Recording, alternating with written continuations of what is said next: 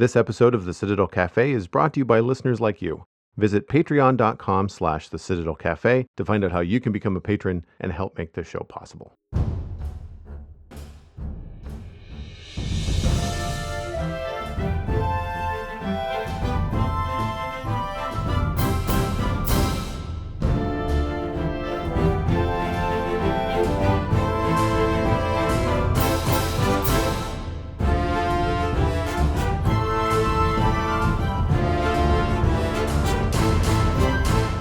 This is the Citadel Cafe, episode number 508 for Friday, August 14th, 2026. My name is Joel Duggan, and the Citadel Cafe is where my friends and I hang out to talk about the geeky stuff that we're into. The podcast is available on all major podcasting platforms. If you're enjoying the show, please consider subscribing wherever you're listening. Joining me, as per usual, is my friend Steven ESC on all the social media that matters. And if you're curious, that is Steven with a PH. Hello, sir. Hello. Good to chat with you as always. And boy, do we have a fun chat tonight. Steven and I have gone to see Spider-Man not once, but twice each. So we have lots of details embedded in our brains. And we're just going to jump right in. I think that it's probably best to jump into what we've been watching. And just before we get to Spider-Man, you reminded me in the notes, as a matter of fact, that there was something else that we were talking about last week that existed that you watched, but I forgot. So tell us about Avatar Aang, The Last Airbender. As you know, and probably other listeners have heard me say, it's probably one of my family's favorite TV shows of all time. So we were stoked when this movie was announced. And yeah, the night it was available, we made a point. We got the pizza, got the good food, sat down, and took it in. Other than the storyline, it would have easily been a 10 out of 10 or higher if it weren't for the storyline. So it was visually stunning. Music was excellent. Fight sequences were really well done, and like for those hardcore fans, there were a lot of really nice Easter eggs and throwbacks to old characters that were really welcome, and made us have a good laugh. And yeah, it was really great to hang out with all the old characters again. But then there's the storyline. Unfortunately, it was like I feel bad saying it, but it was lackluster. There was like one sort of main crux or conflict that there's a rise to it, and then they resolved it. So there wasn't even like complicated storyline or anything. It wasn't a lot of, I don't know. It was disappointing. So I guess I'm trying to talk about it a little bit without any spoilers. So if anyone hasn't seen it and you're a fan of the show, go and watch it because it was stunning. And like I said, it was like to revisit that with the quality of animation of today was fantastic. And they did a lot of, like impact frames with big explosions and things that they do in a lot of anime these days and Arcane and stuff like that. So it was a lot of cool stuff, but it was just so disappointing to have something that was just like an hour and a half long. That was it. It was like Aang's story, and then the other main characters just were all side characters that didn't really matter, unfortunately. That's too bad. The trailer did look really, really cool, although I feel like I could pick out who the bad guy was from the trailer pretty easily. Yeah, exactly. I mean, if you've seen the trailer, it's not really a spoiler. Sorry, I should say if you've seen the trailer and you paid close attention, the bad guy's there looking mean and pretty obvious who he is at one point. So yeah. So a bit of a, it was disappointing. It's like, I feel like it was probably, I know I've thrown these numbers around. I'd probably say it's a 7 or 7 point something, but only because of the visual. They were just, and for that alone, I would say go and watch it. But just things like Toph in the original one had a great story arc and became the best earthbender of all time. And in this movie, I think things happened and she bested other people. And I think she said, I'm still the best earthbender in the world literally three times. And it was just, or I should say literally those words. And I think it was 3 times, at least 3 times. And it was just, I forgot Zuko was there in the show. He was there throughout, but he was just so non-consequential to the storyline. So it was just, if this were episode 1 of like a multi-part If this were a 3-part show and this was the first part of it, then it would have been fantastic. But it fell short for me. That sounds like too many spoons in the pot, in the writing development producer room. Like it feels like they were trying to do too much.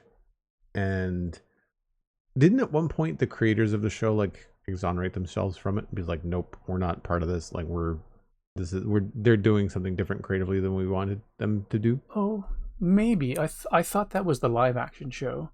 Oh, I mean, it could have been both.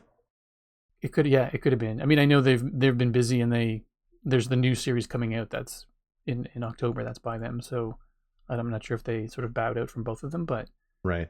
Visually, like all of the characters looked like really really well done as older versions of their kid selves. So, and I thought the voice actors they chose were, even though it's not the original cast, that the people they chose were really fantastic. Although I was kind of surprised they didn't just, like, I like Stephen Wen as a voice actor, but the guy who played Zuko, like, his voice has sounded the same his entire life. So like now he's in his 40s, I think, with gray hair, and he still sounds like when he was the head of the Lost Boys in Hook years ago. Like, he sounds exactly the same. So he played a character in Korra as well, sounding exactly the same. So they could have just used him, but they were using just very talented voice actors before, but all of the different nations within the Avatar world. I was trying to think if they have a name for the planet or their world. So I feel weird calling it the Avatar world, but that's all I got right now. But they had like a lot of Caucasian actors playing characters who were visibly not Caucasian, especially like northern water tribe, southern water tribe, very very much leaning towards indigenous in terms of skin color, but with bright blue eyes. But they're like played by white people. So so they did very consciously went and got people who were, I don't know if they were all of ethnicities that were, I guess, fairly linked to the different nations, but they made an effort to be a lot more diverse in the voice actors, which I think was great. Everyone did a good job. It's just, the guy who played Zuko was Asian, and it felt to me like it would have been great to have one constant from the show in there, but like, and he didn't, and Stephen Wen didn't do a bad job. It just felt like, that would have been a really nice throwback. But yeah, it sucks when they have a franchise that has been around for so long and the people that own the IP, whether it's a studio or whatever, are just not doing it justice. Like, rather than putting out a new series or doing something, they force out a movie or they push out something that just really drops the ball. I mean, we've been experiencing similar stuff with Marvel for the last few years, where there's just been this huge swath of Marvel TV and movies that people just didn't ask for. The top of mind is something we talked about recently on the show, Wonder Man. Like, I didn't like it, didn't finish it. But even if you did like it and did finish it, you can't say that it was like, oh, it's a tentpole Marvel experience. Like, no, like, I didn't, like, no one was like champing at the bit for Wonder Man the TV series, because like no one knew who that was except for like the really hardcore deep dive people in Marvel, right? And I think that when it comes to the general masses of fans, like, you have to present good quality stuff, because the audience these days has a lot of options and they're very discerning, and if they don't like what you're putting out, they will just go watch something else. And so you could have started, like, there could have been a trilogy, there could have been a series of animated films if that had been done well, right? I'm thinking of how Netflix approached like the Troll Hunters, like that kind of, like, that had like a 3-season plan to it, and so it had a good burn, and they were approaching it with like a broader brush at first. And it's too bad that more studios don't do that. Although, to take a swing in the Spider-Man direction, good one. And this will be full of spoilers, folks, so just FYI, we will definitely be talking about all kinds of things in this film. So if you are one of the few people on the planet that hasn't seen it yet, then go watch it at least once and then come back and listen to this, because I don't want to have to tiptoe around spoilers and stuff. But for me, to just talk about the Spider-Man Tom Holland series, starting with Homecoming all the way to Brand New Day. That is a series that was not afraid of the slow burn, right? Like they definitely had a broader picture. They knew they had a good cast, I think. The writing has been solid the whole way through. And then you had the tie-ins with the MCU being really, really solid by that point, right? Like, I mean, Spider-Man's first appearance was in Captain America Civil War. Not his own movie. His own movie came out immediately thereafter, but that was his first appearance. And I think they did that very, very smart. Like they teased it, they got it right with the tease, they got everybody excited, and then they did it really well with the early movies, and I think that they've continued to do that. And to my point, I wanted to share some numbers off the top. Spider-Man Brand New Day has a US Canada opening weekend of 360 million. For perspective, Endgame had 357. Yes, that's less than Spider-Man Brand New Day. Wow. Endgame, something like 9 years and 19 films in the making, was 3 million shy. Now, you could argue that, Spider-Man is, because it's post Endgame and Spider-Man was in Endgame and other Marvel films before that, then sure, like there's a bit of a headwind for sure. Yeah. But globally, Spider-Man Brand New Day has grossed over 1.8 billion. Jeez. Including more than 704 million domestically. So that's just not the opening weekend. That's like so far. That's just 2 weeks though, I think, because it was July 31st, wasn't it? Yeah, just a couple of weeks. So an Endgame worldwide was roughly 2.8. And Brand New Day is at 1.68, depending on which way you look at it, or 1.8. So let's just say 1.8 versus 2.8. So it's well over halfway towards Endgame, and it's only been out a couple of weeks. Just wild. So cool to see that success. And I think deservedly, it's fantastic. Yeah, I agree. It is my favorite, and in my humble opinion, best Spider-Man movie out there in the entire franchise, including the older films with Tobey Maguire and Andrew Garfield. Like, A Brand New Day is my favorite out of all the films that they've done with Spider-Man. And I think it's easily one of the best Marvel movies that they've ever made. Agreed. It's definitely the best Marvel movie we've had since Endgame. Yeah, I can get behind that. It's it depends. Like, maybe it's just personal preference creeping in, and it doesn't really fit into the MCU the same way. But there's the Miles Morales Spider-Verse animations, which I've seen multiple times and don't get tired of them. But I think in terms of, like, if you're talking just the MCU stuff, then yeah, this was so good. And I went back and looked at, okay, well, since Endgame, what are the other competitors? Like, what are the other films that would come close to Brand New Day? And No Way Home, the last Spider-Man film, is the one that caught my attention in that list. So just before the show, as luck would have it, I watched a TikTok that covered the leading and highest grossing franchises in film between 1980 and 2026. And it was cool to watch, like Back to the Future come out, and then Star Wars, and Harry Potter dethroned James Bond, because James Bond was leading like all through the 80s and 90s. And then in somewhere around the 2010s, Marvel started putting stuff out. And there was also the Spider-Man films that came on before Marvel started putting stuff out, and they were in the top 10.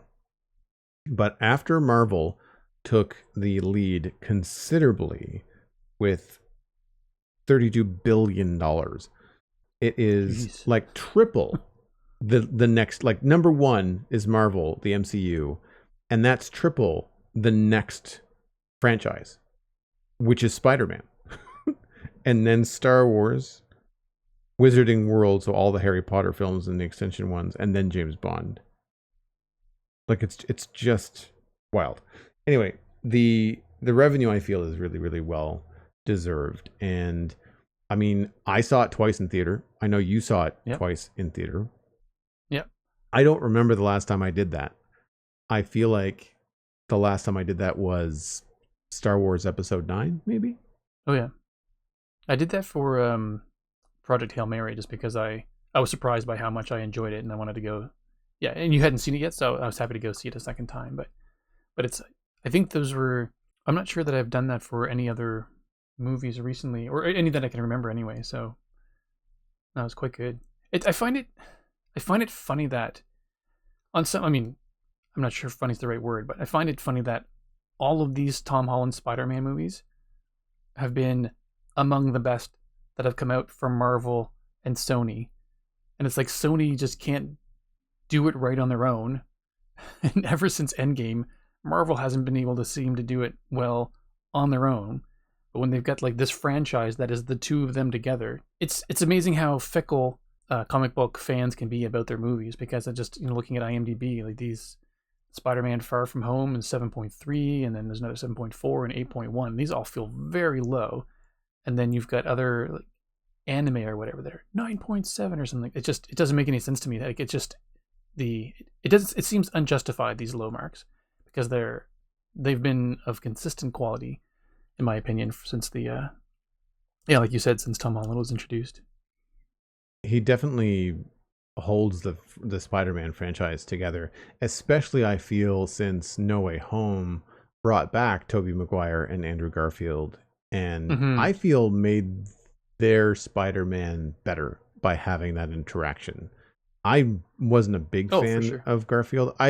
Spider-Man with directed by Sam Raimi and starring Tobey Maguire was one of the first superhero movies that I really saw post-university, and really kind of made me think that this could be really cool. Like, we're going to see some really cool stuff going forward. And I remember really liking it at the time. The first one, I didn't like the third one. The second one was pretty good. Doc Ock was a cool villain. Yeah. And Alfred Molina is a good actor too. So that was cool to see him come back too. Oh yes, yeah, and it's good to bring, like, they brought back, I would argue, the best of the Tobey Maguire series, and I don't know that they brought the best back from the Andrew Garfield villain canon was not strong. I don't think they did very well with the Andrew Garfield villains, and that was one of my beefs with that. Just a sequel, right? It was just 1 and 2, Amazing Spider-Man 1 and 2. I don't think they did a third one. Correct. Yeah. Yeah. No, I don't think people were as interested, which kind of surprised me. I mean, I enjoyed the Tobey Maguire ones when they came out, but looking back, I don't feel that those ones hold up as well. Like, Tobey Maguire's acting does not feel great. Like, they just, Mary Jane literally says something, and then the camera looks at Peter Parker, and he literally just goes, yeah. I mean, and that was it. It was just like such a weird, wasted moment, it felt. So I was watching some feedback online talking about the chemistry between Tom Holland and Zendaya versus the older characters, and the argument was like they really liked the love story between MJ and Peter Parker in the Tom Holland series, compared to, as you said, the Tobey Maguire and who was that? Kirsten Dunst.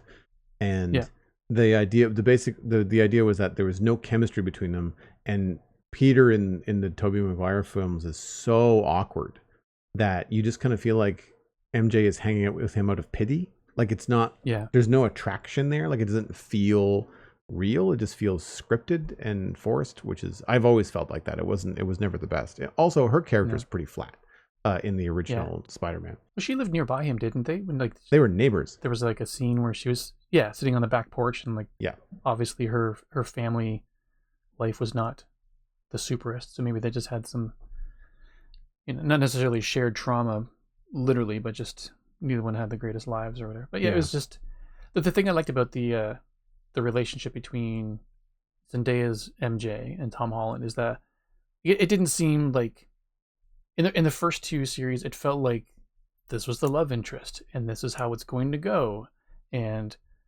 but like you knew that was going to happen, but I felt like there was Zendaya's MJ was just not necessarily there. She didn't feel like she was there to be the love interest at first. She was just the quirky kid in her class. Yeah. And like, you didn't even know that she was MJ really until like it was Michelle, wasn't it? I forget now. And then Yeah, they don't reveal MJ until the end of the movie, the first one. yeah, she's my friends call me MJ those, and I thought, oh, that's cool. So then it wasn't even really, as you mentioned, like it was a slow burn in that relationship because it didn't even happen in the first movie. No, it didn't happen until the end of the second movie.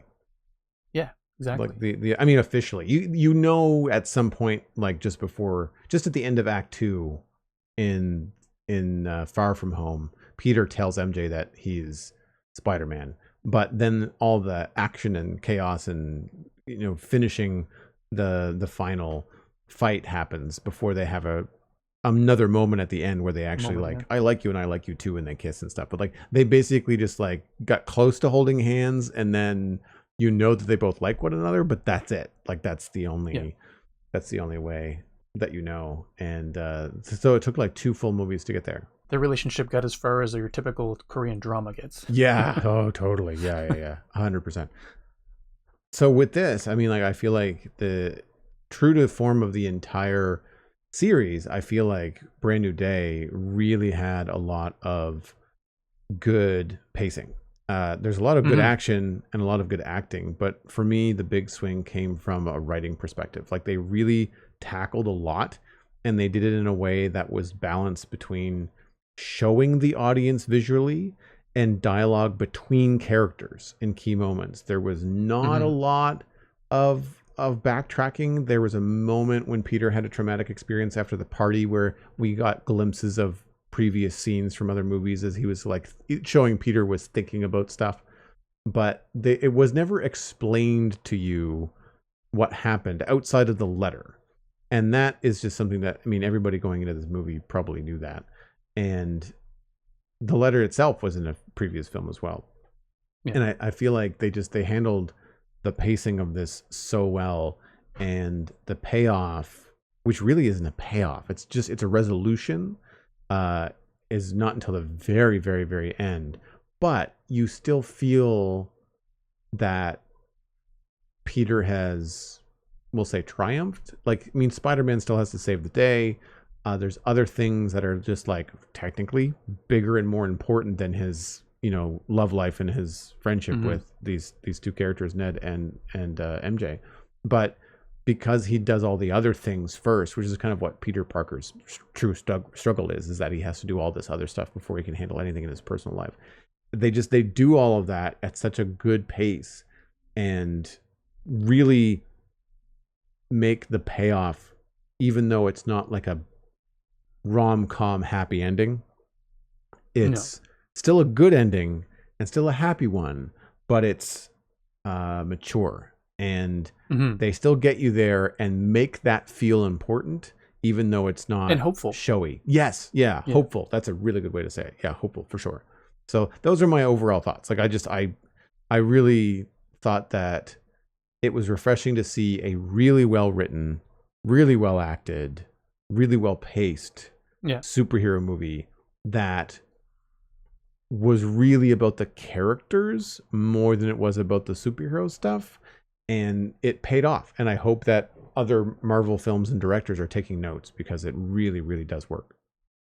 Yeah, I agreed with all those points. Yeah, I mean, I know the powers that were revealed in some of the characters later on were huge and important for the greater MCU, but all in all, it still felt like it had that element of your friendly neighborhood Spider-Man, because it was very local. It was very contained in terms of geography and stuff like that. It wasn't this, now we're in a different dimension or a different multiverse kind of thing. It was Peter Parker, like we talked about it before, like, using it as an opportunity for a reset. And I think they did it really well.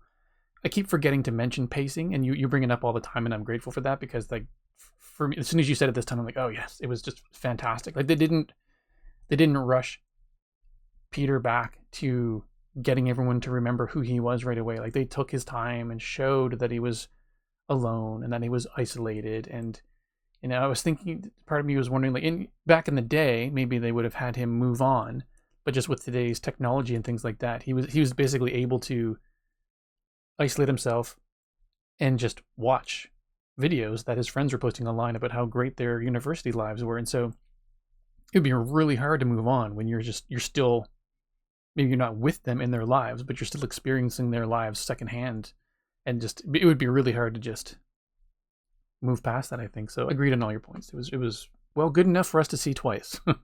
And I was looking for other things on my second viewing, and I definitely picked up on a few. I don't remember like the specifics of them, but I felt like I got a lot more out of it the second time around. I was able to watch characters' facial expressions. I was able to just pay a little bit more attention to the acting. And there was at some point when I thought that Peter Parker sounded different from one scene to the next, but it wasn't that. I think it was just the difference of the lines being spoken and the emotion of the scene affecting how his American accent sounds. It's not bad. Like it's not a criticism. I was just like, there's something that sounds different. But what it is that true to form, which I think is probably something that happens to everybody. When he's Spider-Man and raising his voice to be heard through the mask, essentially, he has a slightly different sounding voice than when he's just having a quiet conversation, like in the van or at Frank's hideout. Like he has a different tenor. But I think just naturally when Tom Holland raises his voice, it goes higher and he sounds younger. But then when he's having really soft conversations with what's his AI's name? Karen? No. Evie. That was Naomi Watts, by the way, which is fun. Yeah, I noticed that when I looked up on IMDb. It's pretty cool. Anyway, when he talks to Evie, he sounds deeper. Like, I mean, it goes from like Spider-Man feeling a little bit boyish sometimes to like Peter Parker always feels like a man in this. He doesn't feel like a kid at all, despite the fact that Frank Castle calls him kid as kind of like a nickname, which I think is kind of fun because when you realize that this is Spider-Man, not Spider-Boy, not that it was ever really too much in that direction, but it makes Frank's nickname feel more insulting to you, the audience member. It's affectionate, but it's also just kind of like, he's trying to keep this kid in his place, even though the kid is coming into his own. And I think one of the best things that they did for the acting and the character development was the choice to fast forward the 3 to 4 years through MJ and Ned finishing MIT. Yeah. Because all of these actors are now 30, or Zendaya will be 30 in the fall, I think. Tom Holland just turned 30 in June. And they were playing high school kids, even just a few years ago. And so to fast forward them through the 3 or 4 years of college at MIT, no less, like a intense, very technical program.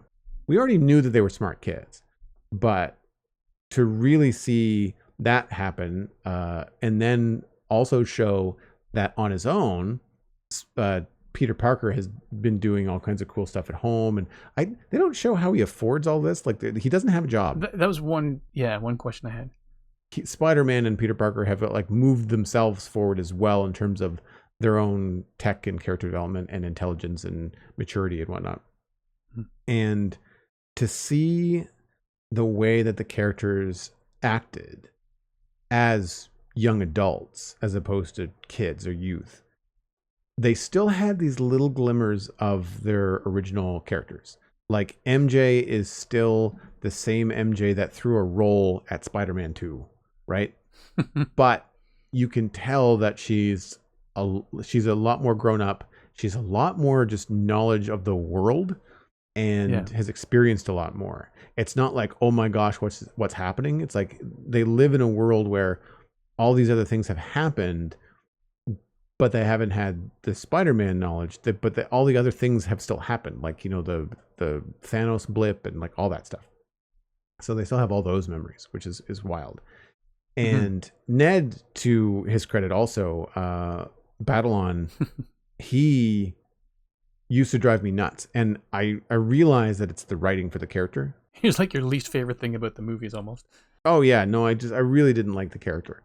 And he's better. Like he's still awkward and he's still nerdy, but he's obviously found his people. So he's got a group of friends, not just one. Like he's the popular guy because he's the host of the party, and he talks to people and he's very friendly and outgoing, still in a little bit of a nerd way. Like he's more well-rounded, and I think it serves the character. He's like, you still have these notes of early Ned, but he's a much different adult. And I felt that with Peter too. Like he's a lot more subdued. Like he's a lot quieter, we'll say. Outside of the mask. He talks a mile a minute when he's Spider-Man, but when he's just Peter Parker, he's a lot more reserved and we'll say reclusive, I guess. Yeah, that's a good way to put it. Yeah.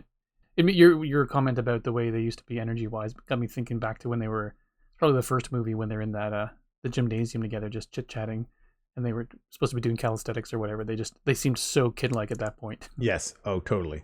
Yeah. Because he's not even a senior. Isn't like Homecoming is like a junior prom, isn't it? I don't know, but he was definitely. I feel like the trip to Europe was a senior class trip. I feel like the Far From Home was like the senior year. I could be wrong.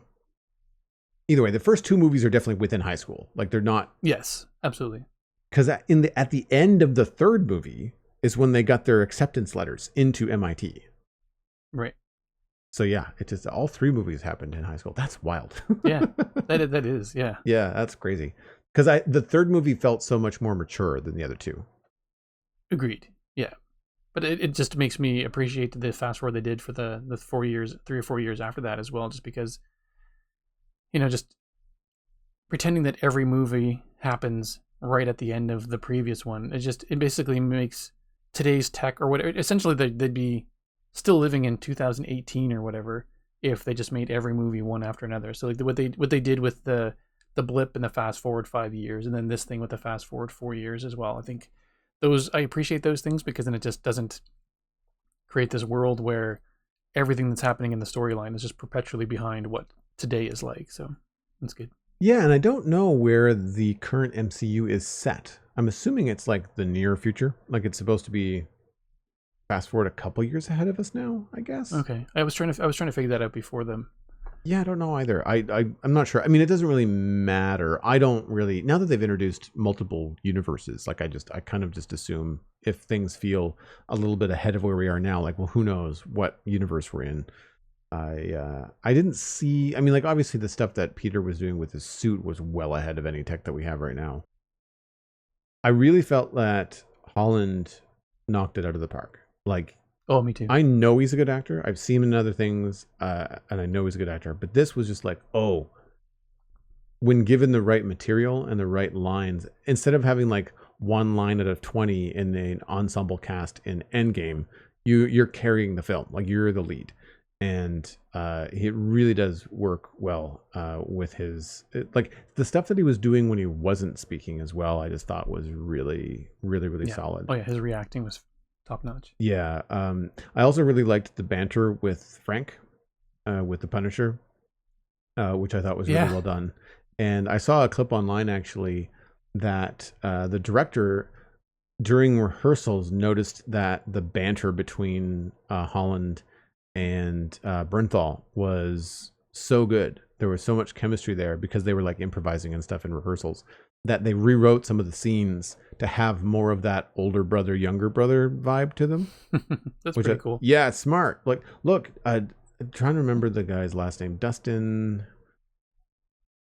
Daniel Cretton is the director. He's really good at talking about the film. Like I've seen him in interviews and I've seen him some behind the scene clips, and like the detail that he put into the thought behind every little detail of this film was just so well received. Like it really shows, everything from noticing those little things and leaning into it. Apparently there was a scene between Zendaya and Holland where it wasn't working well. It was an emotional scene, and the way that it was written, it just wasn't working for either actor. And so they sat down with Destin and they rewrote it together. Like they sent everybody home for the afternoon and they all rewrote it, and they came back the next day, and it's probably, I think Holland, I remember him saying it was one of his favorite scenes in the film. It's like that. It's just like nice. That level of care, I think, is just so apparent in the final product. Yeah. And to talk about Zendaya, like I also know that she is a fantastic actor. I've not seen her in a lot of things outside of this stuff, but I've seen some other things. I didn't like Dune, but she is good in it. Agreed. She is just, I think she might be my favorite even though she doesn't have a lot of screen time in this film, I think her performance might be one of the greatest things about this film, because there's so many layers that she has to get through to bring so much like calm and compassion to key scenes with Peter.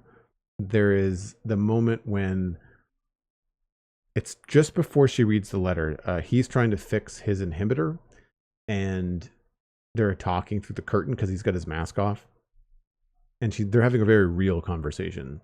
Mm-hmm. And you can tell that at the time Peter's trying to like swallow things that he knows about her that he shouldn't know. And then she comes around and she sits down, and you realize there's this whole other side to MJ as an MIT grad, where she knows about the stuff that he's doing now. Like she knows about tech, she knows about, I think it was biochem engineering or something that she majored in before she switched majors. And so like you can see not the disbelief, but the wonder and enjoyment on Peter's face when he realizes, oh, we can talk shop now. Yeah. And then also she goes in to realize what he's doing, and is like, this is not good stuff, man. This is borderline Unethical. Yeah, I think that's what Banner said about it. Just seeing that level of depth that she brought to the character. And then of course in the scene when she reads the letter by accident that Peter left behind, or conveniently on the table as he rushed out the door to save the day. That scene was hard to watch. When MJ says that, like, I don't know you, I don't love you, whatever magic spell they cast on me, it worked. Like, I don't remember anything about you. And it's so heartbreaking. Peter was sufficiently crushed. Oh, 100%. And I would say that, I mean, that's the second time he'd got punched, and the first time wasn't actually by MJ, because the first time was when Jean Grey was controlling MJ, which I wanted to mention because that was another good acting point as well, because there was like the subtle change of pretending to be MJ, but with that other layer of being someone else. So it's a lot of little really well done subtleties and subtle layers, like you said, with MJ in this one. Oh man, when she turns it on, Zendaya, like when she really cranks it up, it is a thing to watch. None of the dialogue felt stilted. You know, you were talking about the stilted dialogue in the other Spider-Man movies. Oh yeah, this flowed so well. Now, obviously, I mean, like Zendaya and Tom Holland are married in real life, so like they're going to have a really good amount of screen chemistry together. Well, thankfully, it's not always going to be the case, is it? Like just because you've got chemistry in real life doesn't mean that'll come across. I mean, they lucked out, I think. I mean, maybe it helped that their chemistry was building before they were actually in a relationship, but it's good. And then the last one, which is weird because it's, again, such a well-written character. Sadie Sink plays Jean Grey, who is the future X-Men. But the first half of the movie, Jean Grey's dialogue is not delivered by Sadie. It's delivered by various other actors that she inhabits through her powers. And some of those actors are also really, really good. I don't know his name. I couldn't find him on IMDb. But right after Peter has his like transformation sequence where he wakes up in a web in the alleyway. No, it's not that. I think it's after his web grenades blow up. He's in a suit. He's in the Spider-Man suit. And this black guy on the street starts talking to him. And then he realizes that it's Sadie Sink, Jean Grey inside of this guy talking to him. And Jean Grey is actually in Peter's apartment. Right. I'm not sure how she found him. But that delivery, like that conversation was terrifying. Like really have to give props to the guy that was acting with Tom Holland in that scene, because it was really, really top. And I think that all of that builds up to the fact that Sadie has to then deliver all of her lines and all of her stuff in a way that makes it feel like all of those characters and that such good acting from those other actors are still her. And so she has to be she has to deliver a certain way. And it's really, really good. I really enjoyed how she handled everything. And there's a lot of physical acting for Sadie as well, as she was like tortured by damage control and all that. Like it's so well done. And I mean, it's no surprise to me. Like when I heard she was cast in the movie, She's one of my favorite actors from Stranger Things. I knew she was going to do very, very Easily, well. yeah. Yeah, and I'm really hopeful that as the new Jean Grey, not just the Spider-Man movie Jean Grey, I hope she is like the new Jean Grey for Marvel, returning hopefully as Marvel is going to take a page from Brand New Day and subtly start to build up characters for future projects like a new X-Men series.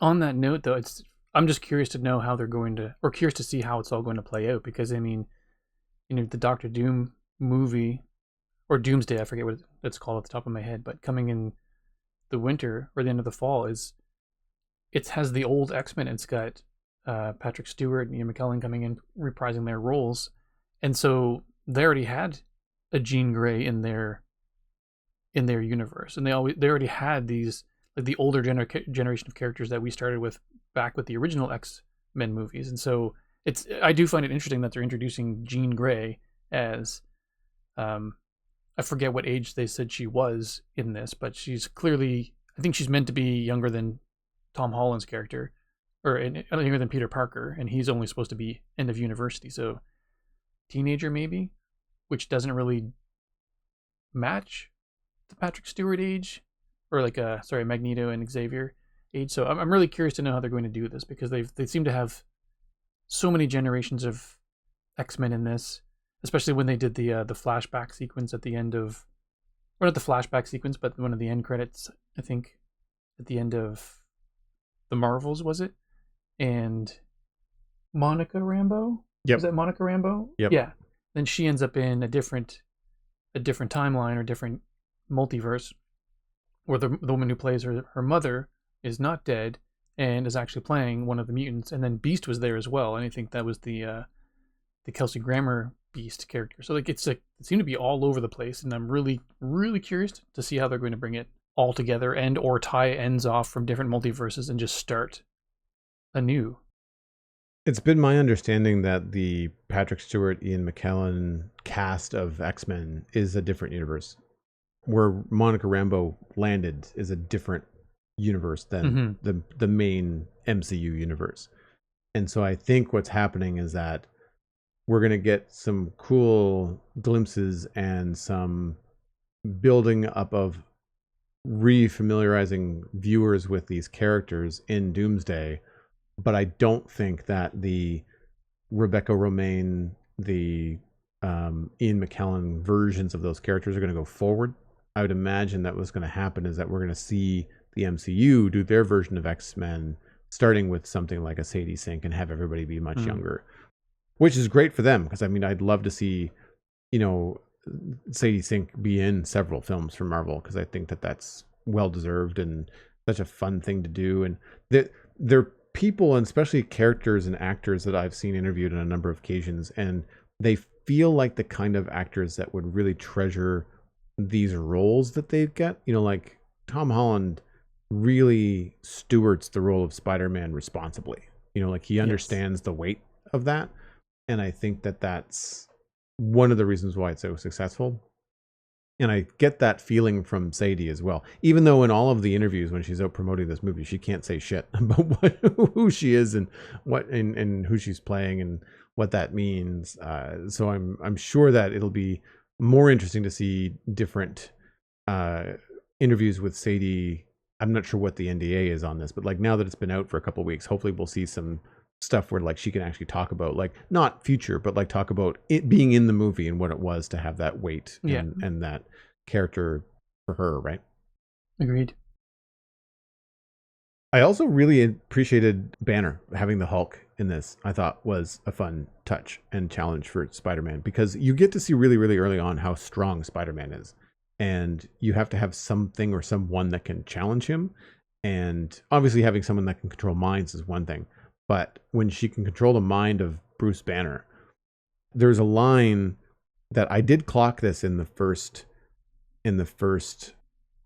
viewing, which was right after Jean Grey possesses MJ and Spider-Man just barely escapes, and then she drives away.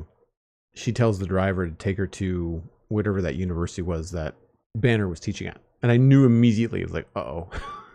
Like, that's not good. Oh, I didn't clock that. Those Good catch. Yeah, I knew that when I first saw it. I was like, oh, that's how that happens. So I was like, as I was trying to think, like, how on earth would Banner remove his because in the trailers, Hulk was in the trailer, and I was like, how would Banner remove his like inhibitor? And it's like, oh no, unless he does it himself because Banner's being mind controlled.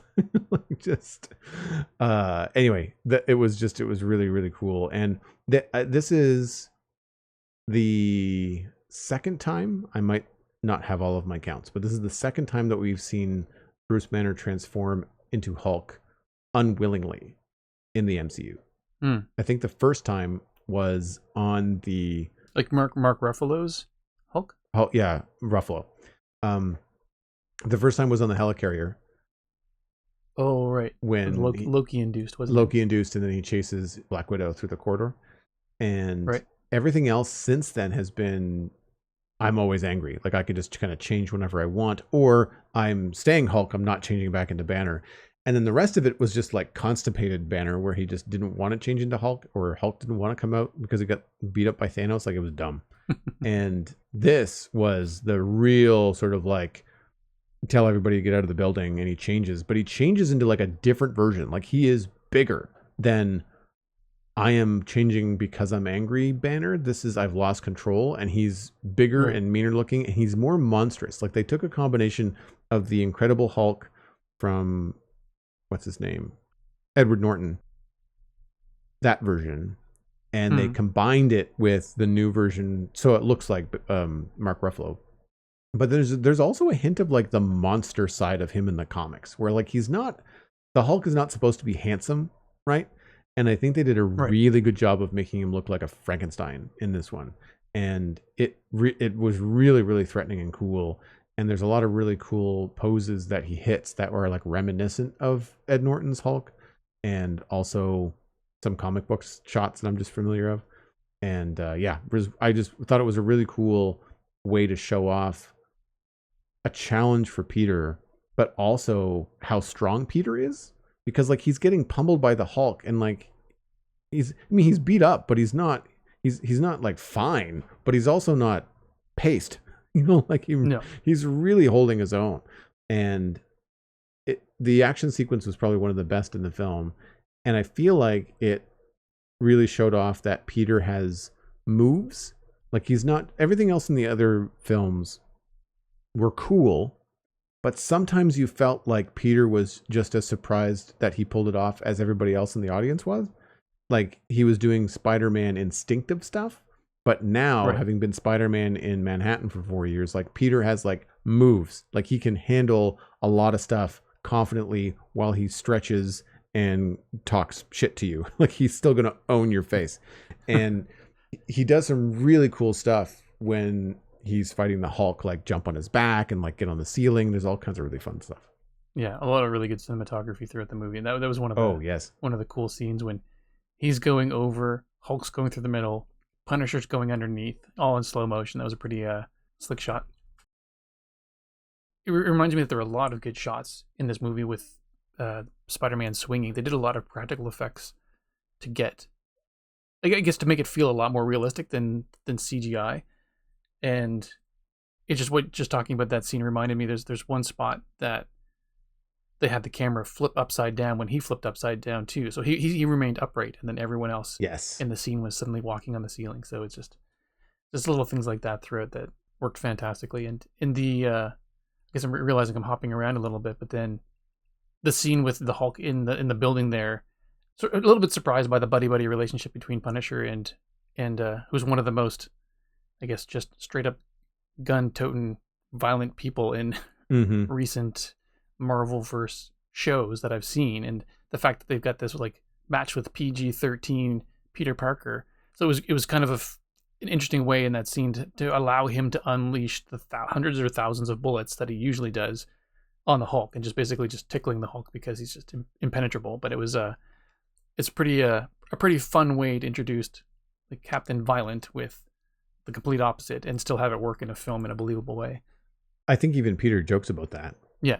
He's like, what are you doing here, Frank? You're supposed to be keeping MJ safe. Like, I'm here to save your life. He's like, what are you going to do? Tickle him to death? Like, Yeah. like Frank is so out of his element, like way, way over his head.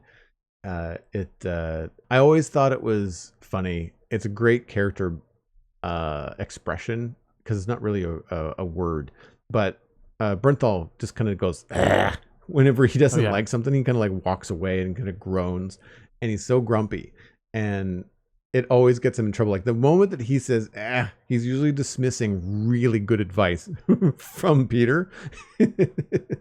And it immediately is like, I don't need to listen to you. I'll be fine. She's just a kid. Immediately mind controlled. Like walks around the corner and is immediately screwed. Which was hilarious because yes, very funny. He had then had to act like Sadie Sink's Jean Grey as he just like, have fun with that, Peter, or like I forget exactly what he said, but that was actually it's just a single line, but it was just a pretty funny delivery. So. The moment she takes over him, she's like, "Whoa, this guy's got issues." It's just like, yeah, you think? Yeah, baggage galore. There was some other really good cinematography in this too, like the early action sequence, the tank chase. I mean, I was making fun of the tank earlier, but like the tank chase and the tank takedown. It really showcased all the different ways that Spider-Man can move around. Like he's not just swinging from buildings. He's like pulling himself on moving vehicles. He's using the momentum of a moving vehicle to then punch something or kick something, or he's using a lamppost or a building to slow something down. Like there's all these things that he does in that sequence, and it's so well done. And the original dive into that was also really good. I can't remember if that's the one from the trailer when they look into his eye socket of the mask, or whether that was later on. I think it was that one, and if it wasn't, it's still the shot from the trailer. They did that a couple of different times where they're just really, really close up to his face, and it's I don't even know how to explain it, but it was one of those things where it made you feel like, even though you're not literally first person view from Tom Holland, you felt like you got to see where his mind was. It was interesting because he almost, I don't know if he was bored, but he jumped off ready to save the day, but it was just this super close up, and it was just almost like, here we go again. And that was at the point where he was still isolated and alone, so he was just doing the job. I think they pulled a lot of inspiration from the Sony Spider-Man games. Oh yeah. There's a lot of obviously swinging and all that kind of stuff in that game, and a few of these shots really felt video gamey, and they didn't do too much first person. I'm glad they didn't do that. There was one where he jumps onto a crane, and it's kind of like even Peter says, "Whoa!" And it's like, okay, I don't know why he's surprised, but like it was cool as an audience member. But I'm glad they didn't overdo it. But the thing that I thought were the key shots for the experience of Spider-Man was when the camera is following him, but they kept it really close to him. Like it's not just a wide shot of Spider-Man swinging, because then it just feels like you're in like a news helicopter, and it's fine, but it's not as exciting as like being really close, like as if you're a tandem skydiver and you've got a camera on Spider-Man, right? And then they'll show him like webbing his next building or doing whatever he's going to do. So you see the thought process of what he's doing, and also like how he's changing direction. But then they cut to like a really wide angle where like you're just a bystander on the street, and Spider-Man comes out of nowhere and just like whistles past, and you're just like, oh shit, he is really moving. And when you're next to him all the time, or when you're in the air so far from the ground, you don't really understand how fast he's moving. And then when you see it from a ground perspective, you're like, oh, okay, now I understand like how he's doing all this. They did a really, really good job with it. It's hard to do. And they also did it very well when he was swinging with MJ, which was also a really good character beat, because if you remember MJ swinging with him in No Way Home, she's freaked out. She screams the entire time. And in this, MJ is like super calm. So I'm not sure what is different about her, what life experience she's had where the heights don't really bother her, right? I didn't catch that right away the first time, but when I did peg the fact that she was super calm, but it happened twice in this movie. The first time was actually when she was possessed by Jean Grey, so she wouldn't have necessarily had the same fear of heights when he was swinging with her until he brought her to the illuminated sign where they kissed and stuff like that. But Right. she did have her head tucked in later when he was swinging her back to her apartment the second time. So she wasn't screaming, but that's a good point though, because she wouldn't have remembered necessarily swinging with him the first time, so she wouldn't have that or at least that mental memory of the experience of swinging with him. So she should have been freaked out the second time, at least a bit. I thought it was interesting that I think it really helped because he's bringing her home after she tells him, I don't love you, because she's read the letter. Right. And so it makes that swing silent and sad and awkward and reminds you like this is a different MJ. Like it's not the same. It's the same person, but she has a different set of experiences because she doesn't remember Peter. And right. yeah, like I thought they did really, really well with that. Because it felt like you were swinging with them, like and that silence of being up high, where you can't hear the traffic. It's just the wind, like there's no music, there's no triumphant, Spider-Man theme playing. Like I thought that they did really, really well with that. I find it hard to find any faults with this movie, but there were like, looking back, I didn't want to come into this and go, yay, it was amazing on all fronts, because there were, seeing it the second time, I realized there were a couple of things that I didn't really, I guess, didn't sit 100% with me, just from I found them odd.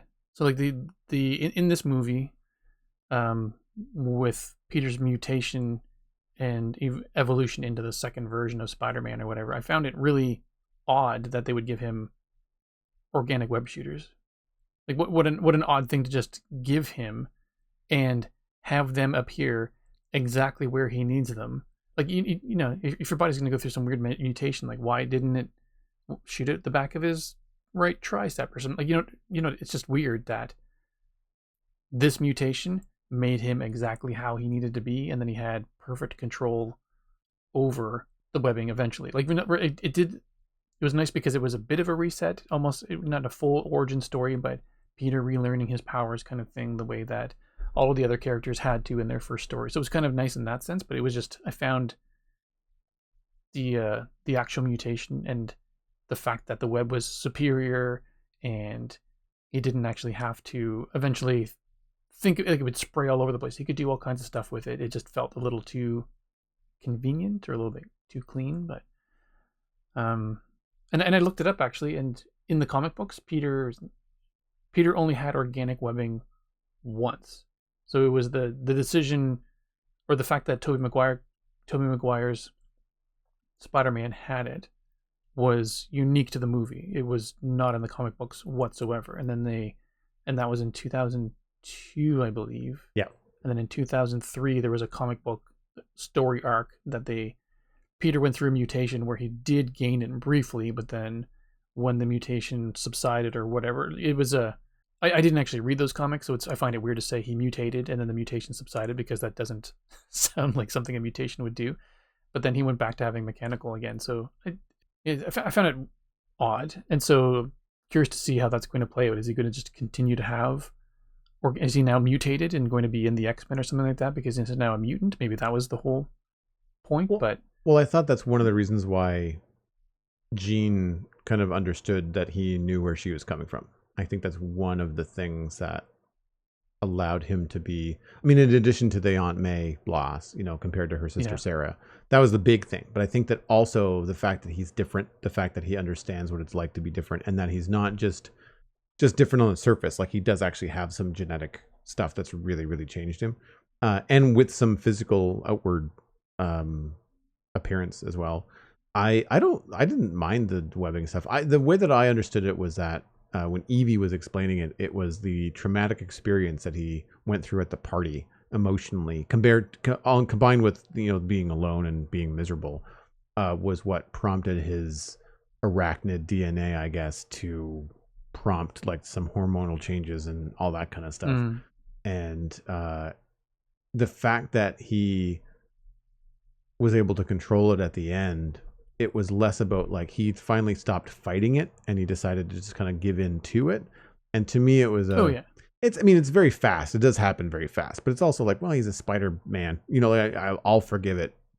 because I think what it does is it communicates that, Peter has to accept who he is and what he is, both as Peter Parker and as Spider-Man. Like if he tries to be one and not the other, then he ends up suffering and having like hormone swings and all kinds of stuff. It's the same thing that goes on in like a regular person mentally. It's just that it's amped up to 1,000 in a superhero body that has superhero hormones, I guess, right? Like it's weird when you have powers that are mutated like that, because Peter wasn't naturally mutated. Like mutants in the X-Men, like they're just born like that, right? Nothing. I don't remember much about X-Men characters being turned into mutants, with the exception of like some of them have had augmentations, like Wolverine, but he had powers before that. Yeah, Deadpool was actually I don't know the comic, but in the movie he was basically forced, and I don't know if any other ones were, but then like was he forced because he had a dormant mutation? That's what happened to him? I don't know. I think he was basically triggered with a bunch of really awful stimuli to hopefully make his body mutate to fight against. It's been a while since I saw the original one, but regardless, you're right. So and I guess I want just to be clear. I guess I'm not saying I hated them. I just found it an odd choice and very cleanly introduced into it. So they perfectly and more superiorly, if that's not a real word, but I'm going with it, replaced his mechanical ones. Like they happened to shoot exactly where his mechanical ones were and became just a seamless replacement. So like it was one of these things, like if I'm trying to find faults with the movie, the more I think about it, the more I'm like so on it, but it was still really cool. I like the fact that they were of a different material, so he was able to overcome some weapons that were created just to counteract his mechanical webbing. So it was pretty cool that it allowed him to surpass those things. So storyline wise, I liked them. I just found it like it was an odd inclusion. I guess the other two things that were kind of so on were MJ's boyfriend. Kind of don't 100% understand him being there, and then there's the girl in Peter's apartment building.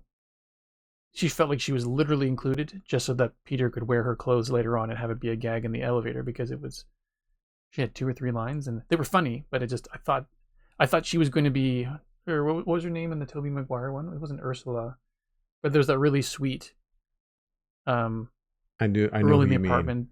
Yeah. And she was really trying to be endearing and help Peter because she knew that he bringing over food and things like that. And I feel like she was a wasted opportunity storyline wise, because I thought she was like just such a dear character for the small part that she had. And so I thought that this woman was going to be similar, because she was fairly, like, appearance wise, Caucasian, long blonde hair, living in the same apartment. So I don't know the comics well enough to know if that's just this character in the apartment. So it just felt a little bit, maybe like a wasted opportunity. Or if the whole point was just so they could have that gag in the elevator later, fine, fair enough. And then MJ's boyfriend he was probably only there to make Peter Parker have that quote unquote traumatic experience seeing MJ with someone else, so that would trigger his mutation. So I'm with you on the boyfriend. I think his purpose was, as you said, just to kind of give Peter that experience at the party. She also doesn't really talk very well about him in that scene at Frank's hideout when she's on the bunk bed talking about her boyfriend to Peter. Because Peter asks, and she doesn't really speak very highly of him. So like, I'm kind of glad that I wasn't really in it, because I don't really feel like it would really serve much of the story. I think the idea there is just kind of to push Peter's buttons to say like, not that MJ has moved on, but like she didn't have anything to move on from, so she's just kind of living life as a normal 22-year-old, right? Right. I will push back on the girl in the elevator. I really thought that she was saying hi to Peter as a way of like trying to say hi to him, flirt with him. She probably thought he was cute, to emphasize how Peter was shutting him off, because the next thing he does is move to a different floor. Like in the next scene, he's talking to the landlord about the attic, and he moves up into like the storage space that's away from everybody, and he does more, research and stuff up there, and then has like a pizza delivered, and the pizza guy, delivering feels like scared. Like, do I leave the pizza here? Like, what's going on with this creepy door? Like, it felt like a way to illustrate that Peter was really alone and forcing himself to be alone, because as you said, she's a very attractive girl, and obviously was trying to get to know him. The gag, I mean, it could have been just for the gag, but the gag was funny, but it was just a weird thing. The one thing that I had to look up after, which is not the case, it's not the same actor. Do you remember the girl from their high school that was always doing the little student newsreel? The blonde? Yes. Yeah. So I thought it was her. Oh, right. That would actually been a funny throwback, yeah. I was like, oh, the second time through, I was like, oh, I wonder if that's her. And I looked it up before the show. It's not the same actor. And it's not, and she's not credited because she had a name in the other movies. And in this particular film, in Brand New Day, she's just credited as like hallway girl or something, or apartment girl, whatever. Yeah, apartment building girl. Taryn Marie Butler. She does a great job, but it's not the same actor. And I thought that would have been a really fun callback to have like yet somebody else from high school who I think was on the debate team with Peter, maybe. Exactly, and she would do the morning announcements. Yeah. Yeah, so like I thought that would have been a fun nod. She does really look like her though. So either way, I didn't mind that so much. One thing that I did see online, which I think is an interesting conspiracy theory, I don't really buy into it, but I'm curious to get your thoughts. When Jean Grey takes over someone's mind, you don't experience it. You don't remember anything. It's one of the key points in the movie where MJ says that to Peter, and he realizes that the director of Damage Control lied to him, because he said, like, when she was in my mind, I thought about Sarah, this coworker that I lost recently. And Peter realizes you can't do that, because when she takes over your mind, it's blank. It's just empty. But yeah, in the climax of the film, when Jean Grey has control over like a kilometer radius of downtown Manhattan, Ned and MJ are shown in their apartment, and MJ's crying. And they're controlled physically, like it's telekinetic as well as telepathic. And I'm curious if this is something they might have gone through, where I don't remember the sequence of the events. I saw this theory after my second viewing, so the next time I watch it, I'll have to like really pay close attention. But this also could be just like fans just really pushing a narrative they want to see. Yeah, really reaching. So the idea is that if that happened after Jean Grey gets supercharged and can do all that, and then after she talks to Peter, has that memory share with him with Aunt May on the bed, and then Peter takes a bullet for her. If she unlocks something in MJ's mind and in Ned's mind, because we don't know how Ned knows to do the handshake with Peter. And at the very, very end, there's a scene with MJ on the roof. It's really solemn, and she smiles to herself. It's really subtle, but you definitely see it. And I did see it I saw it on my second viewing. So the idea behind this conspiracy theory is that Jean Grey unlocked just a little bit of something in Ned and MJ to kind of like get the ball rolling for Peter and get them back in his life in the way that he wants.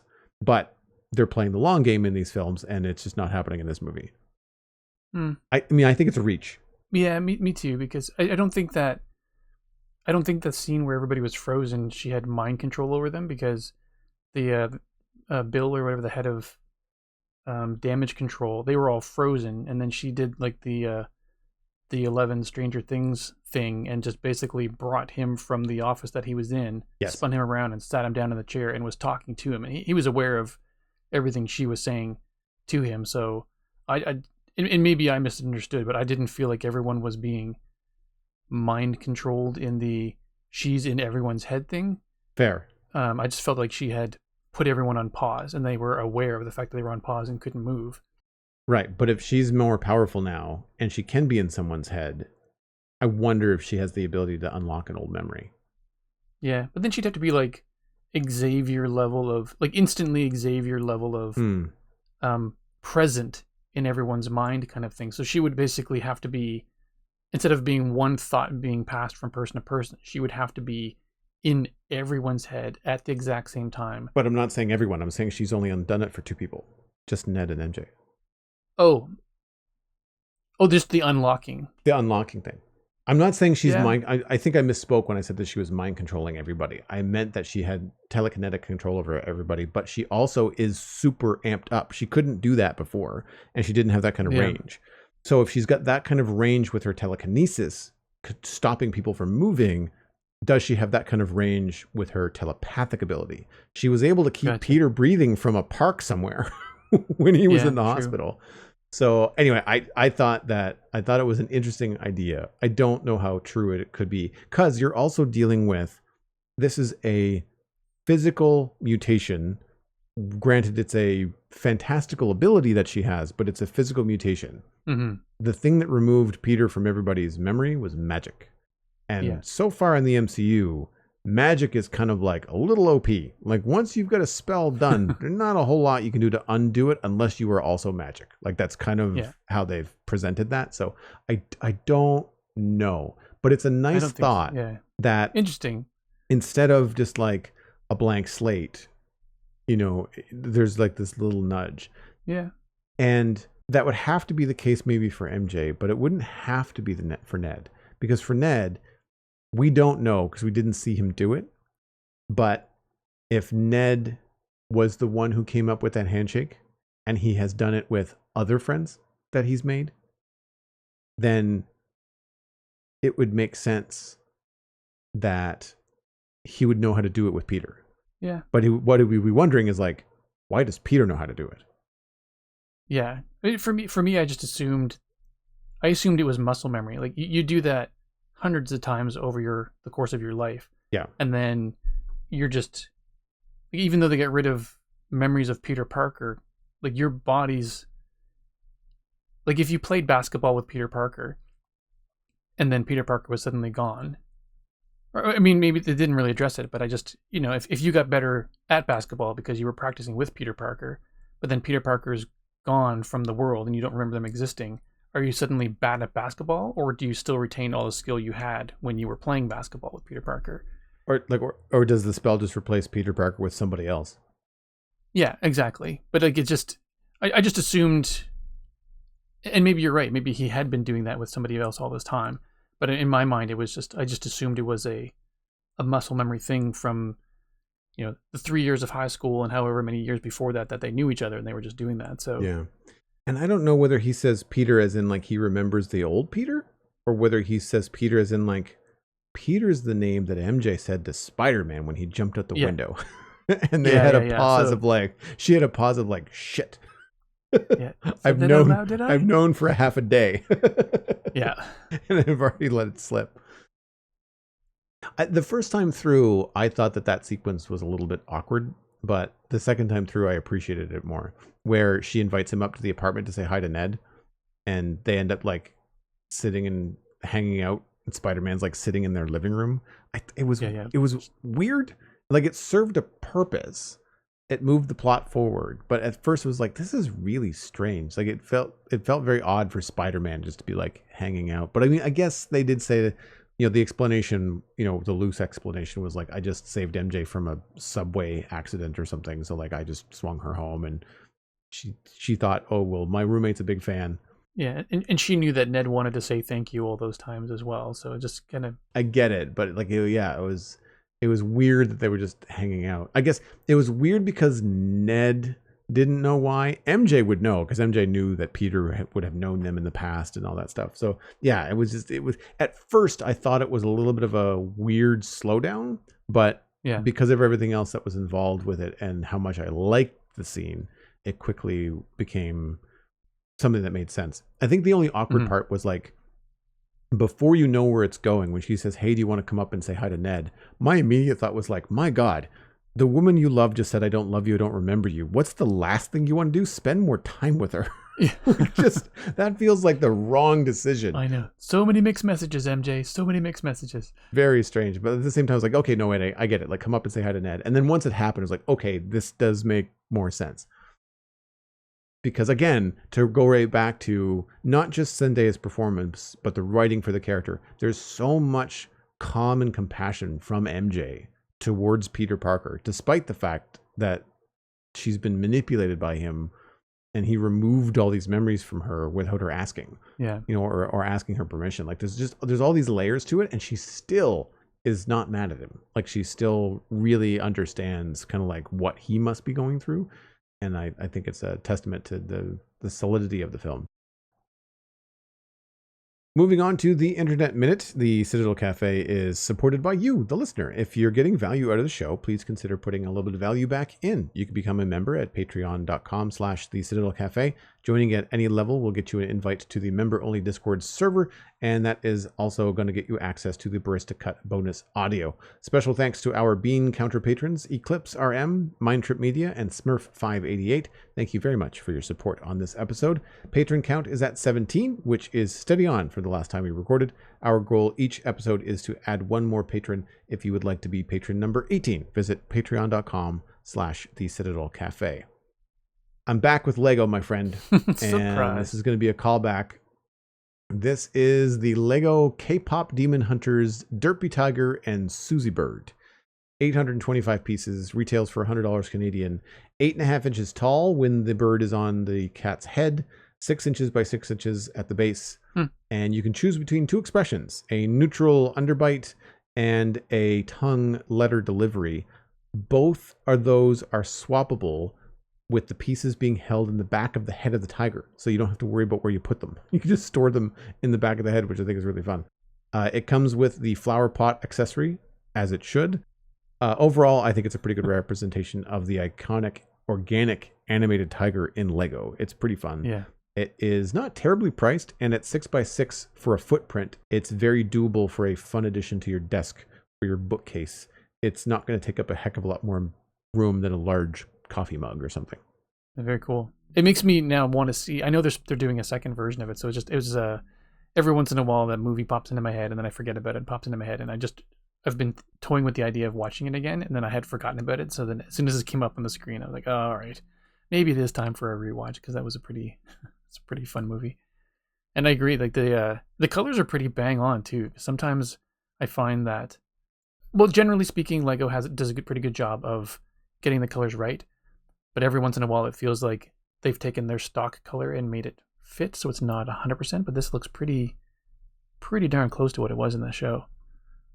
I think it helps that he is a pretty bright blue fantasy tiger. Yes. But I also think that the custom pieces are really good. Like the eyes on the Susie Bird, the eyes on the tiger. Those are the things that really, really sell it from like an iconic look. And the scale is great too. The other things that they have in Lego, like the Ninjaga series and things that have like claws and fingernails, they've used those as the tusks. And then they're using other things to create like the teeth and the nose and stuff. And because of that, they can really get the scale just right. You know, like the ears are nice and pointy. They don't feel too blocky. And it's very poseable. Like it looks like it has ball joints on the feet and on the tail. It looks like the tail swivels around shoulder as well. joints in there too. Yeah, very, very cool. Nice. The head moves around. They did that with the Transformers. The Transformers have got really cool ball joints in ankles and hips sometimes. Not all of them. I'd say Bumblebee is probably the least poseable. But, Bumblebee's arms are okay. The legs are not great. But Optimus Prime, pretty good. But Soundwave, they really took the posability to the next level with ankle joints. And it really makes it fun to put together and like be able to not just have like a very static statue. Like you can kind of pose it a little bit. You can walk over to your bookshelf every couple of months and just like change the pose for fun, that kind of stuff. And this is the kind of thing that you could absolutely do with this, especially because they have the flower pot. So you can have the flower pot next to him. You can turn it over and put his foot on top of the flower pot. There's all kinds of fun stuff that you can do. But yeah, really, really fun from Lego. The Derpy Tiger and Susie Bird from K-pop Demon Hunters. Just for like an added little bonus, the young woman who's playing with the Lego in the photos for it, she's got a very well recrafted hairdo straight from K-pop Demon Hunters. Well, that wraps up this episode of the Citadel Cafe. You can get more info about the show and links to some of the things that Steven and I talked about today at thecitadelcafe.com. Music for the show was composed by Kevin MacLeod. You can email us at thecitadelcafe@gmail.com or find the show by name on social media. Subscribe for free on all major podcasting platforms. The Patreon-only RSS feed is available on the Patreon page, and that's where you get the Barista Cut bonus audio. Word of mouth is the easiest way to support the show. Just tell a friend about the Citadel Cafe and where they can go to listen to it. My name is Joel Duggan, and I will point you towards the Spawn Chunks, which is my podcast all about Minecraft. We record every Monday right now, and that is available, again, on all podcasting platforms. There's also a video version on YouTube if you want to go watch it. You can follow me on social media at Joel Duggan. I've been spending a lot of time on TikTok lately, sharing clips from my streams on Twitch, where, again, Joel Duggan, surprise.